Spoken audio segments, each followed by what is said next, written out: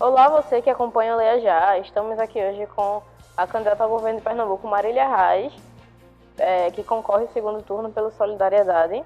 Então, Marília, Pernambuco agora tem duas mulheres disputando esse segundo turno numa disputa histórica, né? Uma certeza que a gente tem é que uma mulher vai ser a governadora do estado. E aí, como é que você avalia esse cenário? É importante dizer que não só duas mulheres estão concorrendo ao governo do estado, ou seja, necessariamente Pernambuco vai ter pela primeira vez uma governadora, mas elegeu também pela primeira vez uma senadora. Um estado que tem tão poucas mulheres, né? Eu, por exemplo, hoje, eu sou a única deputada federal entre todos, né? Entre senadores, deputados, sou a única mulher deputada federal. Na história de Pernambuco só tiveram 4 mulheres eleitas deputadas federais. Eu, quando fui vereadora, nem faz tanto tempo assim, foi em 2008, só tinha banheiro para os vereadores, não tinha banheiro para as vereadoras. Então, Pernambuco é um estado que não está acostumado com mulheres na política. E eu sempre disse que essa falta de mulheres ocupando esses espaços de decisão, espaços que estão ali, né, majoritariamente masculinos, mas espaços que pensam, que executam políticas públicas, isso reflete diretamente na vida da sociedade, porque as mulheres não estão ali representadas. Então, acho que é muito importante para o nosso estado. A gente também elegeu 3 deputadas federais, que é importantíssimo. A gente triplicou o que tem hoje, 3 deputadas federais, uma senadora. Então, é importante que cada vez mais tenha mais mulheres nesses espaços, porque eu mesma cresci, você é bem mais nova, mas quando eu cresci, praticamente não tinha mulher na política. Então, a gente olhava, era como se aquele espaço não fosse para a gente. E hoje as meninas vão crescer e vão olhar e dizer: eu posso ser o que eu quiser, até política. Por exemplo, o meu projeto que virou lei de distribuição de absorventes, o projeto da dignidade menstrual, nunca tinha sido pensado, porque tem poucas mulheres ali pensando as leis, pensando as políticas públicas. Talvez se os homens menstruassem, isso já tivesse resolvido há muitos anos, desde que inventaram posto de saúde, provavelmente já teria essa distribuição de absorventes, se fossem os homens, né, ou que estivessem mandando ou que estivessem passando por essa situação. Mas é o início de uma caminhada, até porque para a gente é muito mais difícil, viu, Alice? Muito mais complicado, a gente enfrenta ainda muito preconceito. Inclusive, por exemplo, eu acho que nunca teve no Brasil uma candidata a governadora aí disputando com chance de ganhar a eleição grávida.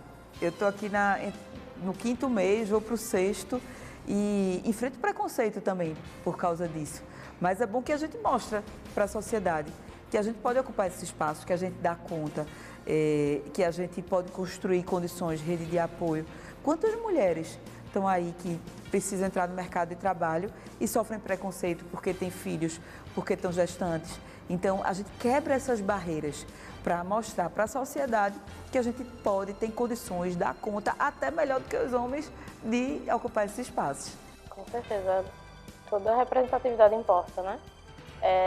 Lula aparece na frente nas pesquisas, mas ainda assim Bolsonaro conseguiu se aproximar mais dele agora nessa disputa do primeiro turno, coisa que ninguém esperava. E aí, caso o Bolsonaro seja eleito, como governar, como ter um diálogo com o governo federal? Primeiro que eu não trabalho com essa possibilidade, né? Eu vou dar tudo de mim para eleger o presidente Lula do jeito que eu fiz no primeiro turno. Agora, o diálogo tem que existir, independentemente de você ser aliado ou não. Claro que um aliado, e não somente um aliado, mas um presidente que tem essa preocupação com a diminuição da desigualdade regional, com a diminuição das desigualdades sociais.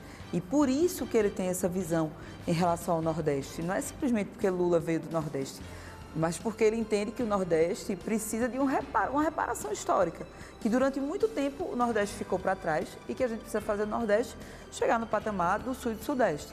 E por isso precisa de investimento, de desenvolvimento, de uma atenção especial do governo federal. E claro, sendo aliado, o diálogo é muito mais fácil. Mas o diálogo tem que existir.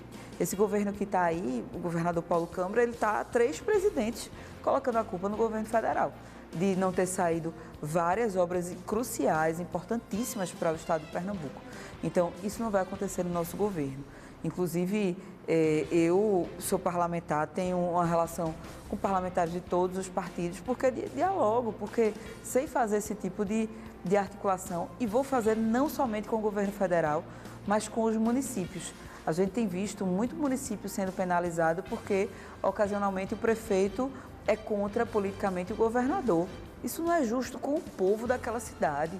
No nosso governo, isso não vai existir, porque a gente vai priorizar o que tem que ser feito e depois, mais adiante, o povo que está ali vai reconhecer o que é que o governo fez, mesmo que o prefeito não esteja do nosso lado. Então, a partir do momento que a gente usa essa lógica, a gente coloca a política um passo adiante e não fica exercitando essa velha política de ficar com palanque armado eternamente. Entre maio e junho desse ano, você viu, acho que o Brasil todo chegou a ver os desastres que aconteceram nas barreiras que caíram.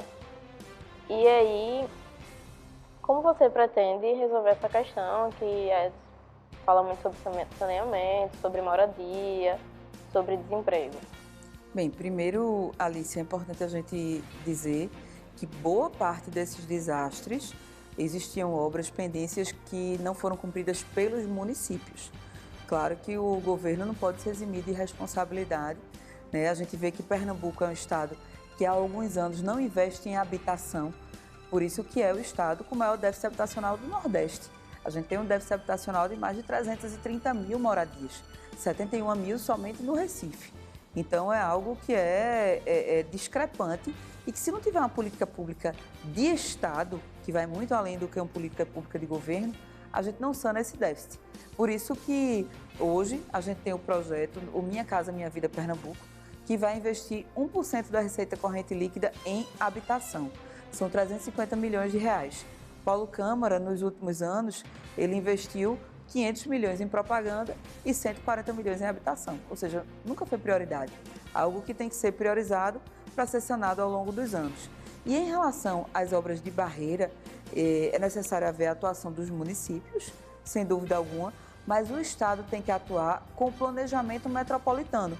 O monitoramento daquelas áreas de barreira, aquelas áreas limítrofes que têm barreiras, por exemplo, Jardim Monte Verde, Passarinho, Jardim Monte Verde, divisa entre o Recife e Jaboatão, Passarinho entre o Recife e Olinda, Rosa Selvagem, o R7, Várzea ali, pertinho de Camaragibe, divisa com Camaragibe.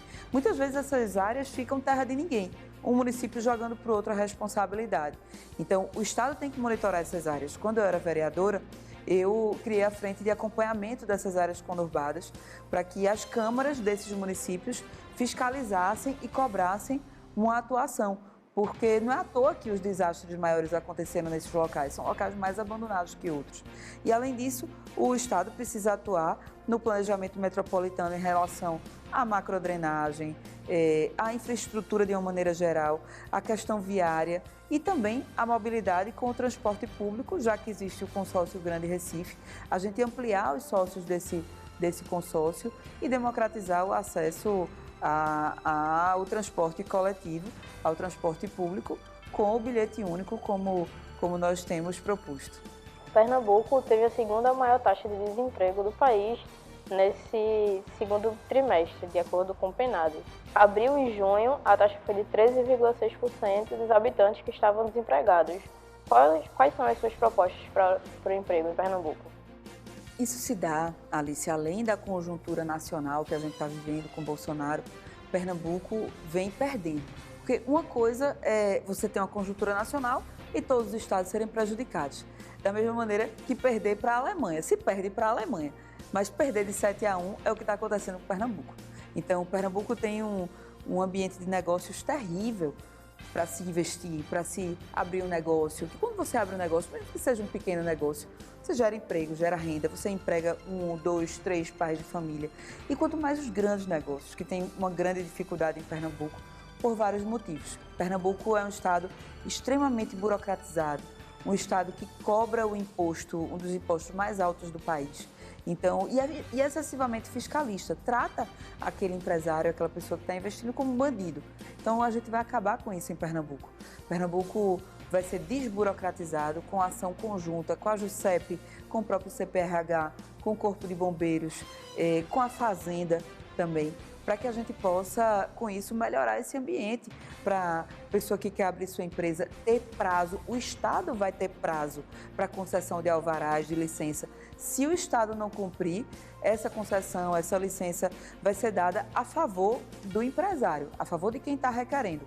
O Estado vai ter que dar conta disso e a gente vai conseguir reformular a gestão para que isso aconteça. Além disso, nós vamos ter o ICMS zero para pequenas empresas, micro e pequenas empresas, durante os 2 primeiros anos, que são, que são os mais críticos para quem está abrindo sua empresa. Então, nós vamos fazer isso para incentivar, para o Estado dar a mão àquela pessoa que está investindo, que está ali gerando sua renda, abrindo seu negócio. E vamos rever essa tributação, essa taxação, né, essas alíquotas. Eu não posso dizer agora exatamente quanto vai baixar em cada área, mas nós vamos ter visões, inclusive, relativas às vocações econômicas das regiões. E aí estamos chegando ao fim. A senhora quer deixar algum recado para os seus eleitores?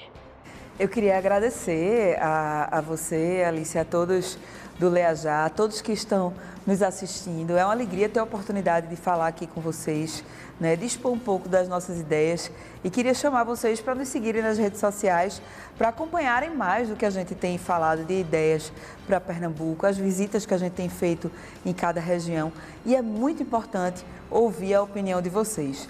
Então, vão lá. Falem com a gente, conversem com a gente, mandem sua opinião, sua mensagem, deixa lá teu comentário, que eu quero ouvir cada um e cada uma de vocês. E não esqueçam, meu número é 77. Muito obrigada, pessoal. Boa noite, que Deus abençoe vocês.